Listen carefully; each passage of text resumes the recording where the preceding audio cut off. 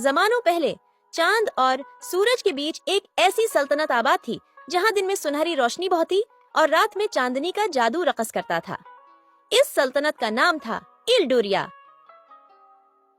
यहाँ के बादशाह आर्कीन और मुल्का सिलिवना इल्म, अदल और जादू की ताकत से हुकूमत करते थे।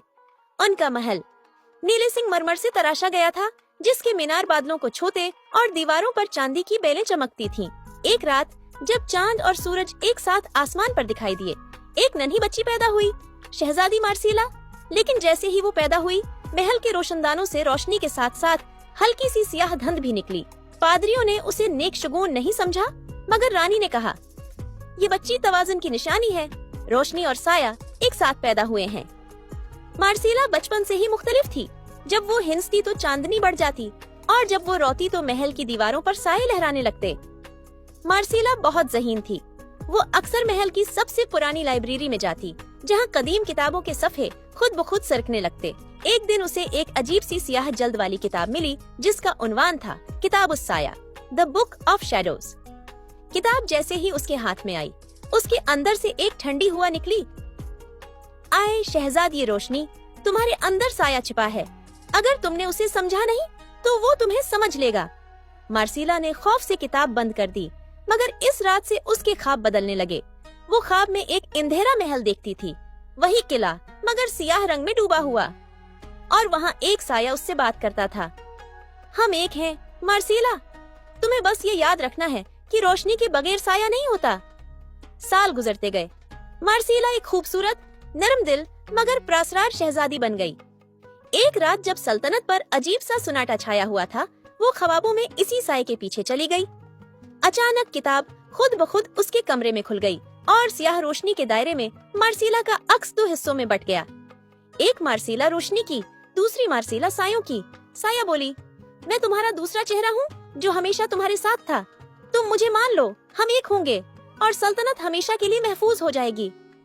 महल के नीचे गांव लोरना बसा था, जहाँ के लोग रात को डरते थे।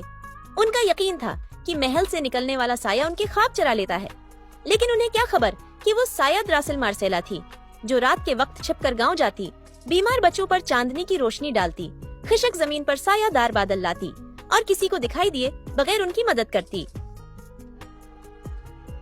एक रात एक छोटी लड़की ने उसे देख लिया।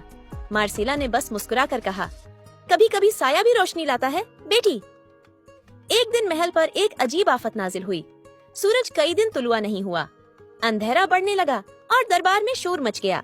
पादरियों ने कहा, ये सब सायों की शहजादी की वजह से है, उसे खत्म करो वरना सल्तनत खत्म हो जाएगी। मार्सीला ने सुना तो खामोशी से अपने कमरे में गई। उसने किताब-उस-साया खोली और पहली बार अपनी तकदीर कबूल की। उसने काले रंग का शाही लिबास पहना, नर्म रेशमी कपड़ा जो चांदनी में नीला सा चमक रहा था, और आईने के सामने खड़े होकर कहा, मैं सायों की कैदी नहीं, उनकी मुहाफिज हूँ। अचानक किताब के सफ़े रोशन हुए, महल लरुजने लगा और छत से रोशनी और साये दोनों के कतरे गिरने लगे। मार्सीला ने अपने हाथ उठाए, दोनों ताकतें एक साथ इसमें जज्ब हो गईं। जब सुबह हुई, सूरज फिर तुलुआ हुआ।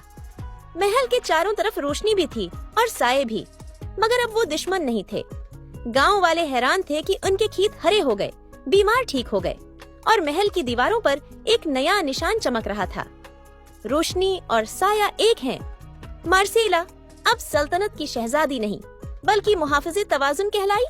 उसने जादुई किताब महल के नीचे गहरे तहखाने में बंद कर दी, ताकि कोई उस ताकत को गलत न इस्तेमाल करे। कहते हैं, जब चांद मुकम्मल होता है, सबसे ऊंची मीनार पर एक लड़की नजर आती है, काले लिबास में, चमकदार आँखों के साथ। वो चांद की तरफ देखकर मुस्कुराती है, जैसे अब भी वो दुनिया को याद दिला रही हो कि जहाँ रोशनी है वहाँ साया भी है, और दोनों मिलकर ही जादू बनते हैं। कहानी का पैगाम, इस कहानी से हम ये सीखते हैं कि इंसान के अंदर रोशनी और साया दोनों होते हैं, और असली ताकत तब पैदा होती है जब हम अपने हर हिस्से को कबूल कर लेते हैं। अंधेरा बुराई नहीं, जब तक हम उसे समझकर रोशनी में बदलना सीख लें। मोहब्बत, नरमी और तवाज़ुन ही वो जादू हैं जो हर दिल के अंदर छिपे होते हैं। जहाँ रोशनी है वहाँ साया भी है, और दोनों मिलकर ही जिंदगी को मुकम्मल बनाते हैं।